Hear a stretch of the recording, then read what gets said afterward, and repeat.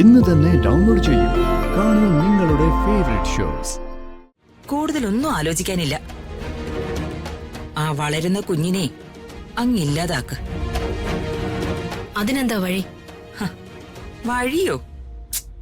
അതിന് 100 വഴിയല്ലേ രുക്മിണി കിടക്കുന്നേ.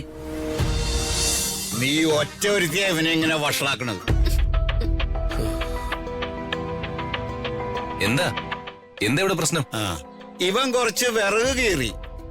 അത് നിന്റെ പെങ്ങളായി ഇവക്ക് ഇഷ്ടപ്പെട്ടില്ല. നീ പറ, ജയേട്ടനോട് പോണ്ടെന്ന് പറഞ്ഞത് ഇവിടെ നിർത്തി ഇങ്ങനെ പണി എടുപ്പിച്ച് നടു ഓടിക്കാനാണോ? ഒരിക്കലും അല്ല. അളിയനെ അന്യനായി കാണാത്തതുകൊണ്ടാ പോണ്ടെന്ന് പറഞ്ഞത്. ജയേട്ടൻ ഭാര്യ വീട്ടിൽ കിടന്ന് വിറക് കീറുന്നത് നാട്ടുകാരെങ്കിലും കണ്ട എന്ത് മോശോ. നീ ഈ ഒരു കോംപ്ലക്സ് ആദ്യം കളയണ്ട. ഭാര്യ വീട്, ഭർത്താവ് വീട് എന്നൊന്നും അങ്ങനെ ഇല്ല. ഇത് നമ്മുടെ വീടാണെന്ന് എല്ലാവരും കരുതിയാ മതി. പ്രശ്നം തീർന്നില്ലേ? ചേച്ചി, അളിയനോട് വിറക് കീറാൻ ഇവിടെ ആരെങ്കിലും പറഞ്ഞോ? ഞാൻ പറഞ്ഞോ അളിയ? ആരും പറഞ്ഞില്ല അളിയ. ആ, അപ്പൊ സ്വന്തം ഇഷ്ടത്തോടെയാ അളിയൻ ചെയ്തത്. അത് ചേച്ചിക്ക് ഇഷ്ടമായില്ല. അതുകൊണ്ട് അളിയൻ ഇനി വിറക് കീറണ്ട. തീർന്നില്ല പ്രശ്നം. ആ,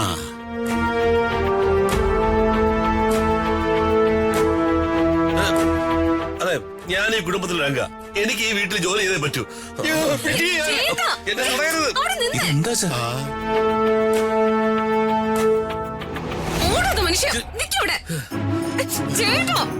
മറികടി.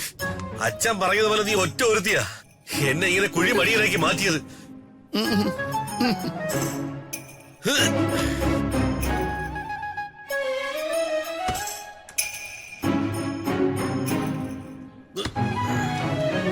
അധ്വാനിച്ച് ജീവിക്കണം, അതാണ് അന്തസ് കേട്ടാ. ദേ, ഇനി നീ എന്നെ തടയാനങ്ങനെ വന്ന കോടാലി എന്റെ കയ്യിരിക്കുന്നത് അത് ഓർമ്മ വേണം.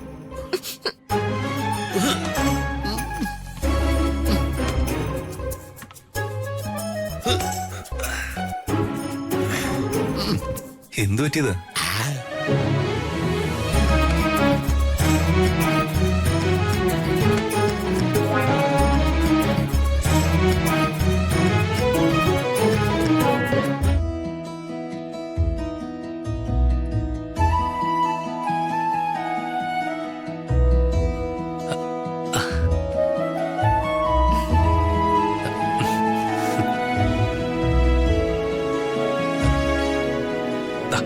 ഇത് കുടിക്ക്.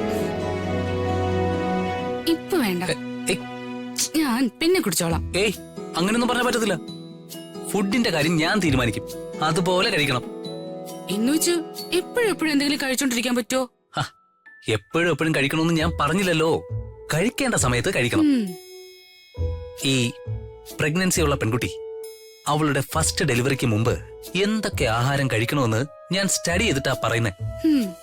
നെറ്റിൽ നോക്കി സ്റ്റഡി ചെയ്തിട്ടല്ലേ ഇതൊക്കെ പറയുന്നേ?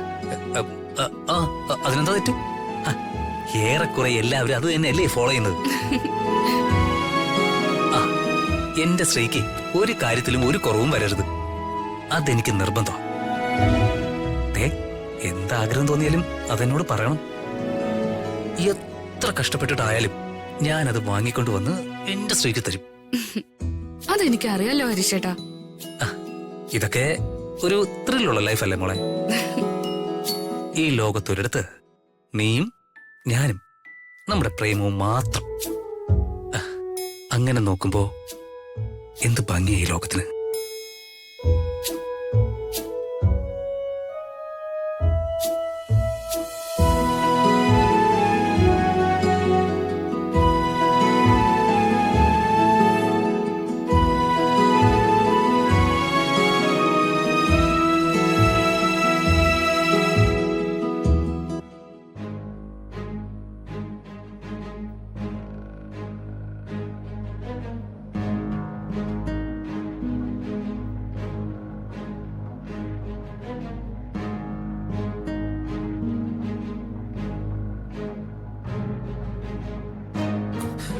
അമ്മേ,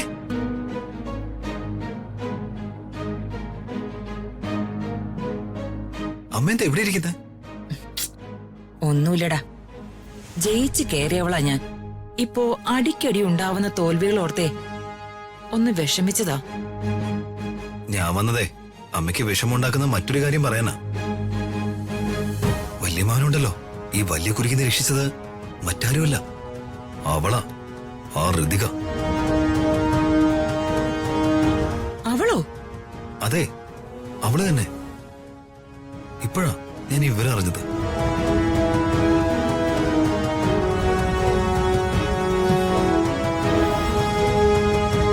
ഗ്രഹണം വന്നപ്പോ ഞാഞ്ഞൂലും തലപൊക്കി തുടങ്ങി.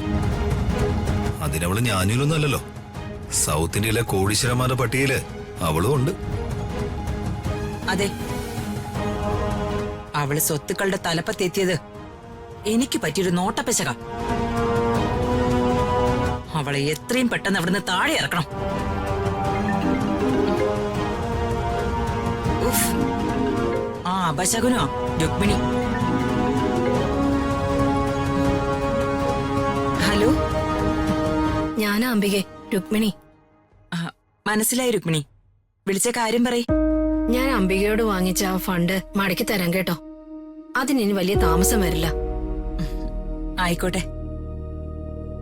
അല്ല, രമ്യക്ക് എങ്ങനെയുണ്ട്? അവൾ ഏതു നേരം ഒരേ ഇരിപ്പാ, വെറുതെ ഓരോന്ന് ചിന്തിച്ചു കൂട്ടുവാ. ആണോ? എടാ, ആ രമ്യ ചിന്തിച്ചു കൂട്ടുകയാണെന്ന്. അവളിനി വലുതൊക്കെ എഴുതി തുടങ്ങിയായിരിക്കും. സാരയില്ല രുക്മിണി, സാവധാനമേ മാറിക്കോളും. എന്റെ തലവേദന കൂടുക അംബികെ. ആ രാജുവിന്റെ പെങ്ങടെ വയറ്റിലെ എന്റെ മകന്റെ കുഞ്ഞു വളരുവാ. എനിക്കത് ഇഷ്ടമല്ല അംബികെ. എന്നുവെച്ചാ? ഹരീഷ് ആ ശ്രീലക്ഷ്മിയെ ഉപേക്ഷിക്കണം.